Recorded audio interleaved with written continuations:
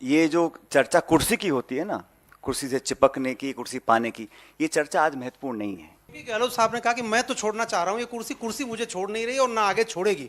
तो सब लोगों का ये जानना कि आपके पास चूंकि जिम्मेदारी है, आपकी कोई केमिकल इस तरह का इजाद आपने किया कि जो चिपकी हुई कुर्सी उसको आप अलग कर सकें, कोई इस तरह का कोई अनुसंधान आप कर रहे हैं? और हमारे यहाँ सुनो मेरी बात, दूसरी बात, एक छोटा सवाल, आपने तमाम प्रक्रिया बता दी कि हमारी पार्टी में ये प्रक्रिया है, तो प्रक्रिया के तहत 2 ऑब्जर्वर गए थे, प्रक्रिया के तहत उन्होंने विधायक दल की बैठक बुलाई, तो उस प्रक्रिया का पालन तो वहां हुआ नहीं। तो आप कैसे उम्मीद करते हैं कि आगे प्रक्रिया का पालन ऐसा है जो आप, मैं जानता हूं मुझे क्या बुलवाना चाह रहे हो, लेकिन जो जिस घटनाक्रम का आपने उल्लेख किया है वो भी एक शोध का विषय है कि वो, लेकिन वो अतीत में है। मैंने कहा जो समय निकल गया वापस आने वाला नहीं है। अब हमें आगे की तरफ देखना है। बड़ी चुनौती देश के सामने है। ये 5 राज्यों में अगर कांग्रेस पार्टी जीतती है तो निश्चित रूप से 2024 में इंडिया अलायंस सरकार बनाएगी भारत में। हमारे लिए ये राज्य जीतना बहुत जरूरी है, पार्टी के लिए और देश के लिए। सचिन जी, अशोक गहलोत साहब ने जब प्रेस कॉन्फ्रेंस की थी तो उन्होंने कहा था फॉरगेट एंड फॉरगिव कर दिया है, मैंने माफ कर दिया है और भूल गया हूं। तो सचिन पायलट क्योंकि रिसीविंग एंड पे थे काफी जगहों पर, तो क्या सचिन पायलट ने भी फॉरगेट एंड फॉरगिव कर दिया है?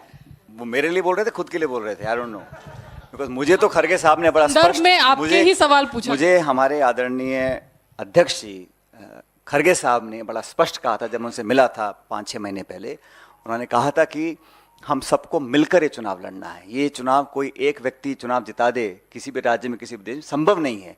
संगठन चुनाव लड़ता है, एक कलेक्टिव लीडरशिप होती है, उसमें एक अच्छा मिश्रण होता है अनुभव का, युवाओं का, प्रतिभा का, और जो लोग एक्सपीरियंस हैं या जो लोग नए आते हैं राजनीति में, उन सबको साथ लेकर की जिम्मेदारी चलने की हम सब लोगों की है। उन्होंने मुझे कहा था कि Sachin, we have to move forward, तो let's forget the past, forget whatever has happened and move forward. तो हमने तो उस लाइन पे आगे चलने का काम किया है और मैं समझता हूँ यही समय की पुकार भी है कि हमें आगे चलना चाहिए। सर, एक तस्वीर अभी याद दिखाई दे गई जिसमें आप पायलट हैं और पीछे गहलोत साहब बैठे हुए हैं। तो अब आपने कहा पिछली बातें भूल जाते हैं, तो पिछली बार आप मोटरसाइकिल में तो पायलट थे, सरकार के पायलट गहलोत साहब बन गए, तो अगली बार पायलट बनने की कोई तैयारी है? ऐसा है, जिस आप जो फोटो दिखा रहे हैं वो फोटो काफ़ी पुराना हो चुका है। अब नए नए यातायात के साधन आ गए हैं। वो एक मोटरसाइकिल थी, अब इलेक्ट्रिक गाड़ी भी आ गई है, अब हाइब्रिड मॉडल भी आ गया, अब सब तरह के मॉडल हैं। और जैसा मैंने कहा, ये जो चर्चा कुर्सी की होती है ना, कुर्सी से चिपकने की, कुर्सी पाने की, ये चर्चा आज महत्वपूर्ण नहीं है।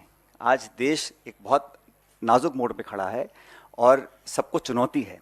इसलिए हम सब चुनाव जीतें, बहुमत प्राप्त करें, उसके बाद किसको क्या जिम्मेदारी देनी है इसका पार्टी निर्णय करेगी। और कौन बैठेगा मोटरसाइकिल में, कौन बैठेगा कॉकपिट में, इसका निर्णय पार्टी करेगी।